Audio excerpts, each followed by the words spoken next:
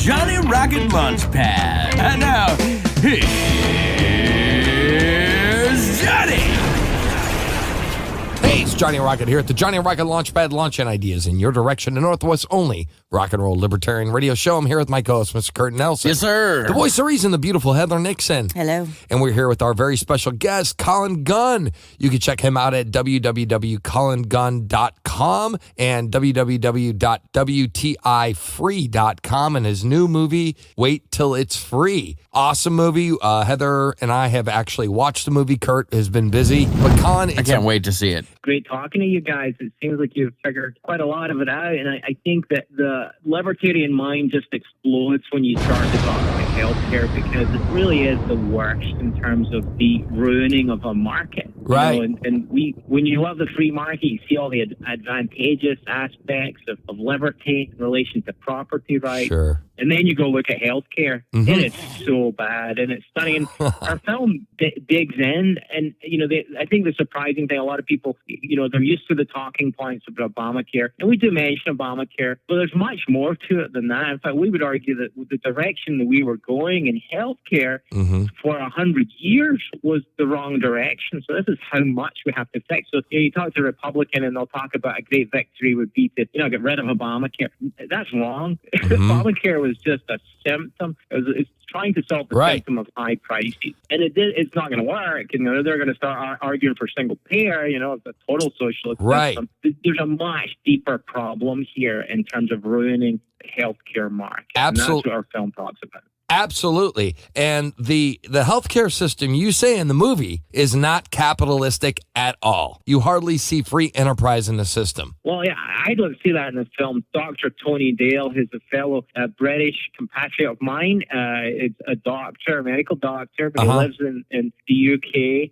He lives in America, and he just talks about it. His whole profession now is dealing with medical billing. He runs a group called the Caddis Group that deals with the high cost of healthcare. Sure. And it's a surprising thing, because if you talk to a Canadian or talk to a European, they'll talk about American healthcare as though it is a capitalistic system, and they'll use the fact that our healthcare system is broken as proof that capitalism doesn't work. So we need to be quick to that point to say that we don't have a capitalistic system.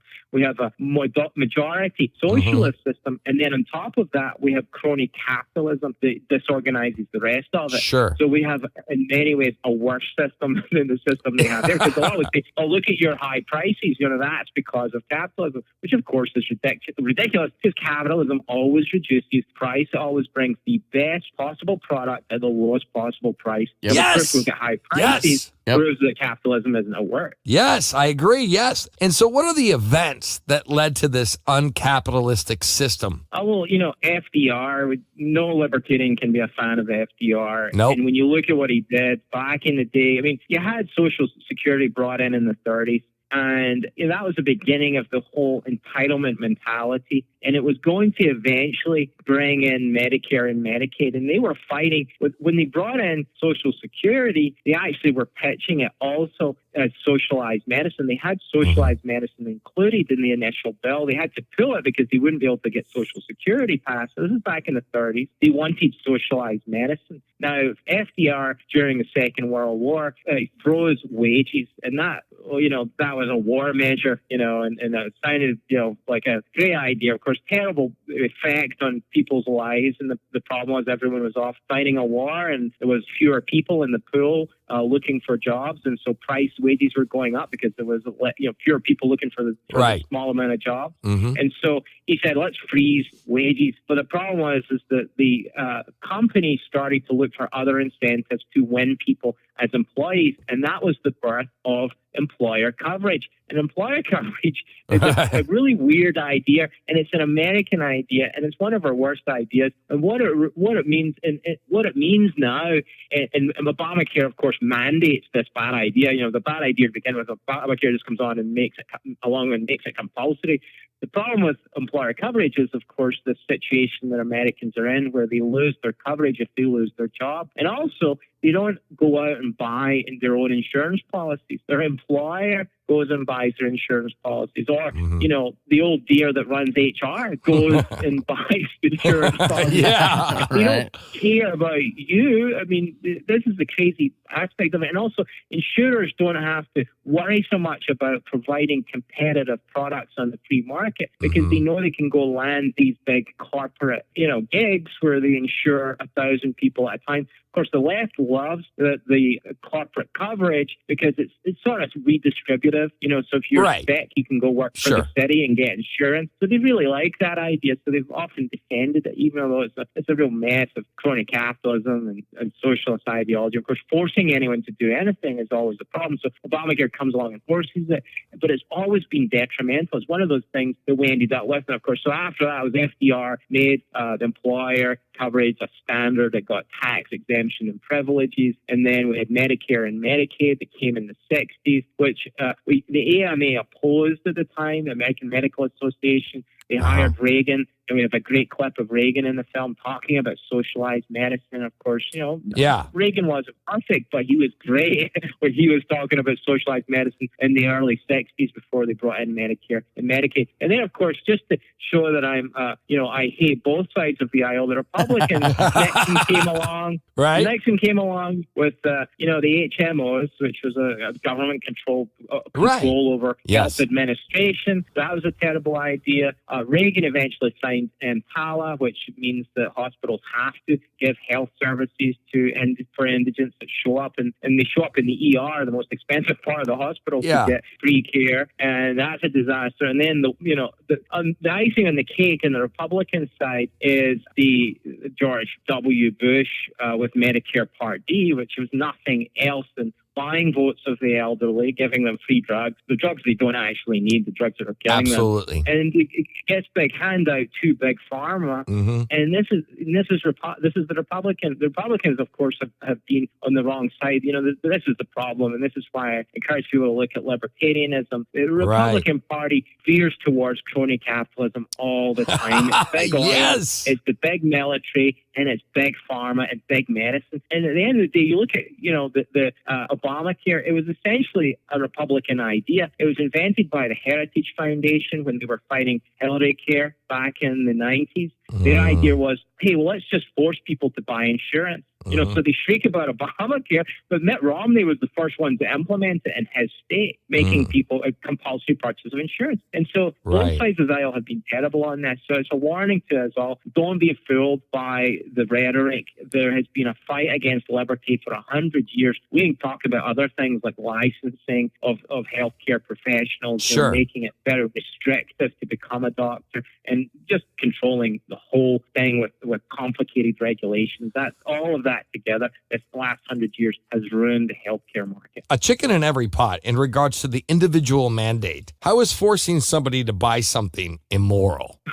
Well, of course it is. And, this is the crazy thing. This is the solution. And that was Tim Carney was talking about this ridiculous notion is that we're going to solve a problem of people not having insurance. We're going to force them to buy insurance. That's not a plan. That's just using force. And of course, the essential thing, and libertarians, this is a really important part of libertarian philosophy, is the government, the only tool that it really has is force. It can't do what the market can do. It can't help charitably. It's just it uses power, and it uses it badly most of the time, where they're just using force. And so some poor guy can't afford insurance. He's forced to buy it, even though he doesn't want to buy it. There's good reasons for a lot of people not to buy insurance. They're not just, it's usually because it's too expensive, but also because maybe they don't feel like they need it. In fact, the whole idea of insurance, it's not really insurance on the Obamacare exchange. It's more a form of prepaid medical care. It's redistributive because it's also subsidized by the government, but it's also redistributive in that the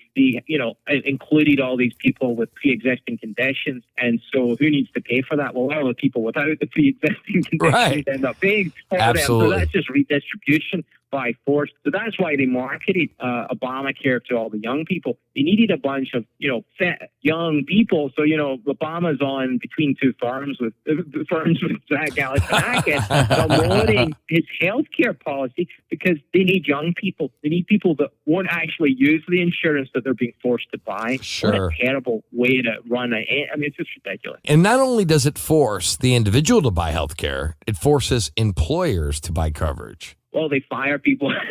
Right. You know that with the minimum wage, I think up your wage. Yeah, we have this problem right? all the time. Same story, right? Right. So the corporations, but the bottom line, which is fine because that's their job. Their job is to serve the market and serve the consumer, not their employees first, right? That's their job is to be efficient as possible. So Obamacare comes along, it's massive regulation on them, and they accommodate it, and they don't accommodate it in the way the government wants it to do, which is to just acquiesce and start throwing money at their employees and employees' health care. They start dealing with the problem and start laying people off and and that's the crazy part of that is that, again, the government intervention harms the poorest person in the culture. So there's a person who's on the minimum wage job, who's hard at work, doing the best that he can, and he loses his job because of government, again, intervening in the market. Happens with minimum wage, happens here as well. Yes. It's such a sad story, I'm with you, man. And it's just ridiculous. And, all these artificial prices, people end up paying 2 to 3 times more than what they normally would have if we had a free market with competition. Absolutely. And what we're finding, where we do find a free market, and I've mentioned a few examples where there's a free market in plastic surgery and LASIK surgery. When a hospital opens up, and we have a good example, we have a surgery center in Oklahoma that we mentioned in the film, and they don't take insurance, they don't take any government money, they just sell operations, and their prices are a fifth of what you would get if you went to a hospital for the exact same operation. They have a better track record in terms of infection rates and all the rest of it as well. Sure. It's a great place, but it shows that medical services don't need to be that expensive. Sure, if you're going to get a heart valve replacement, it's going to set you back $50,000, but that's going to save your life. The average thing, though, if you're going to go and get your knee replaced, it shouldn't be that expensive. But Americans live in fear of these high bills. But of course, the high bills are artificial very often. And so people need to rethink this. And Americans live in fear. Oh, I don't have insurance. Well, that's not that big a deal. Insurance was meant for big catastrophes, not to pay for a visit to the doctor, and even to pay for an MRI. Now, I know a lot of people would struggle coming up with, $5,000, but if you need to get an MRI, that's a pretty serious thing, a very important thing. Right. $500 is probably worth it for that priority. Right. Yeah, totally. But, people live in fear. They've bought into this myth that the only way to deal with everything is through insurance. Now, our cars, we do insure, and it's a good idea to have coverage for your car, but we don't insure our car to fill it with gas. We don't insure our car to get an oil change. We should insure ourselves. We don't get life insurance. It's not a bad idea, but the way our reliance on health care, and we're buying it in the weirdest way possible, where we pay $15,000 to this insurance company, which has all the executive salaries and the jets and all the rest of it. They're burning through half of that money. It doesn't by the time it gets to the hospital. Whereas if we have a cash system where it's you and the doctor, or you in a clinic, or you in some surgery center, the overheads are remarkably low, and the costs are reduced as a result. And so there is this potential, and we interviewed John Mackey in the film. John Mackey, if you don't know who he is, he's a libertarian guy. He runs Whole Foods, which is very ironic because of all the people that shop at Whole Foods. It's, more very often, people on the left that think they own health as an issue, right? He runs Whole Foods, libertarian, believes in capitalism. And he says in our film, because he's amazing, because he deals with health, that issue, but he also understands the economics. And he says if we had a free market in healthcare, we could solve all these problems in 10 years. In 10 years, we can have the best, cheapest healthcare in the world if we just let the market work. Absolutely. Right. And to go back to the insurance, one of the doctors in the film, I forget his name, he mentioned how insurance and government gets in the way. It gets in between him and his patients. And just last week, my son's father tried to make him an appointment at the ear specialist because he has tubes in his ear and one of them started bleeding. And the doctor's office would not even make an appointment without my updated insurance card. Not even an appointment. So sorry. I'm sorry about that. And this is such a common thing. I have to tell people this. If you have insurance, doesn't mean that you have health care. And that's two separate things. Yeah. When you have insurance, it is a contract. By the way, you didn't read that contract. It's a limited contract for medical services under particular circumstances.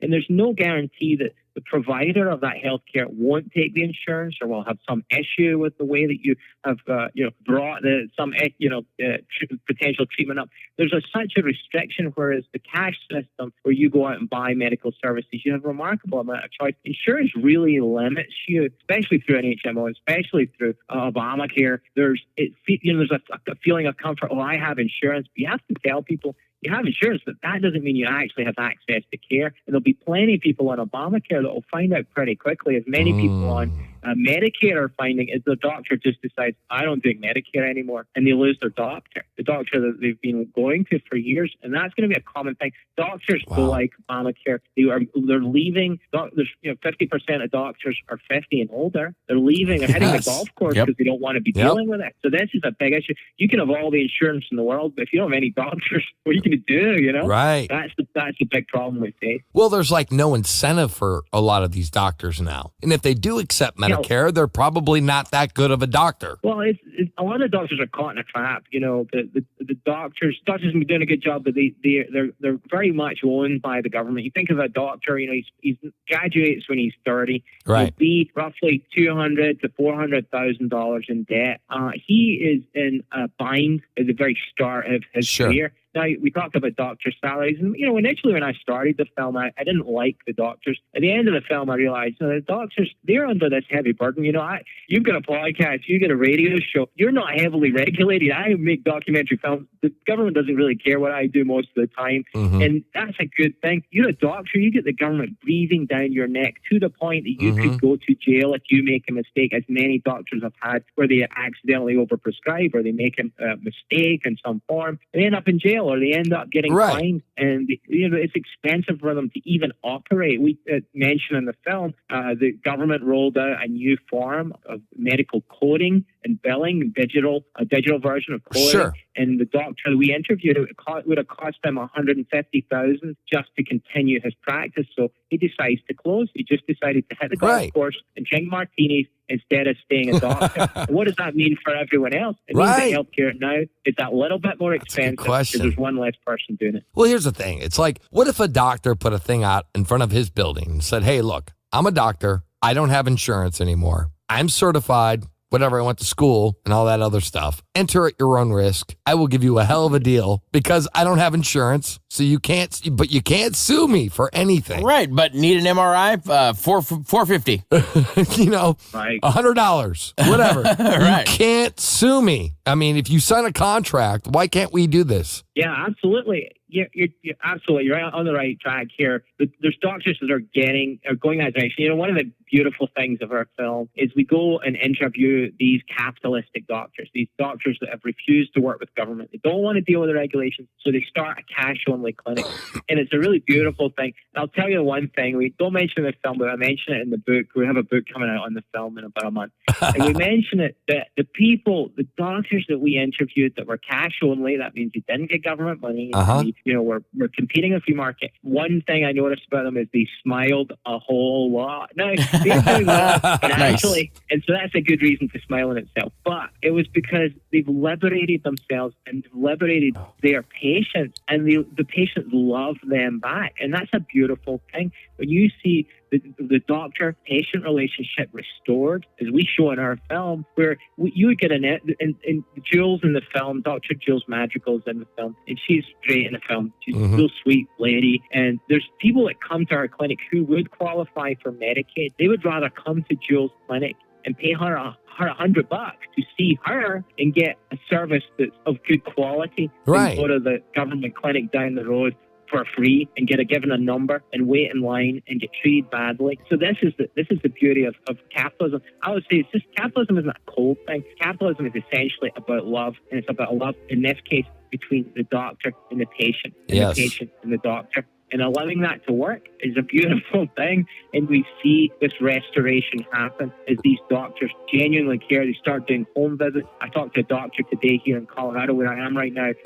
He does FaceTime with his patient. He will text his patient. He will call his patients anytime. And that's an amazing thing. Most doctors have moved away from that as the third parties have intervened between the patient and the doctor over all these years. You get a doctor now, and he's, the traditional insurance-taking doctor will sit staring at a computer, but he's treating you. Now, he's not stating your medical records. He's noting everything down because he needs to get the codes right to get paid. If he gets the codes wrong, if he describes something wrong, the insurance company will send it back and he won't get paid on time. And so it's all the medical billing is just being. So you're dealing with all this regulation, and more often than not, the patient has no idea that's going on. But that's what I'm hearing from the doctors. It really, they've been over-regulated and overburdened, and I have such a sympathy for just the average doctor in America. If you get hit by a zebra, there's a certain code you have to enter into the computer, and you have to be like, I got hit by a zebra and it bruised my left elbow. Oh, and that's a certain that's code. That's an AL4035. And it's ridiculous. And, you're not, it sounds like you're joking, but it is that ridiculous. I know. The one we mentioned in the film is a patient being burned while water skiing. Someone who burned while water skiing. Now, I'm sure it happened once, and that's why there's a code for it. Right. Somebody did it. That's how crazy it is. Yeah, that's how crazy it is. These doctors, most doctors, you go to the clinic, the doctors have to employ people to do this. Right. They take the notes and they hand off. It's all money. It ends up that you go to the local doctor's office, the cash-only people, they can work on a skeleton crew because you have the doctor and maybe someone at reception. Right. And they do a good job. But these coding is just a nightmare. It's really ridiculous. Burdens the doctor. It's all extra expense. Exactly. Anyway, so this is Johnny Rocket here at the Johnny Rocket Launchpad, launching ideas in your direction. And Northwest's only rock and roll libertarian radio show. I'm here with my co-host, Mr. Curtin Nelson. Sure enough, buddy. My voice reason, Miss beautiful Heather Nixon. And we're here with our very special guest, Mr. Colin Gunn, and his website, waituntilitsfree.com, WTIfree.com, and check him out. We're not done with you yet, sir. We're going to have the Rocket Fire coming up next, so stick around. We're going to listen to A Woman's Place, rock and roll.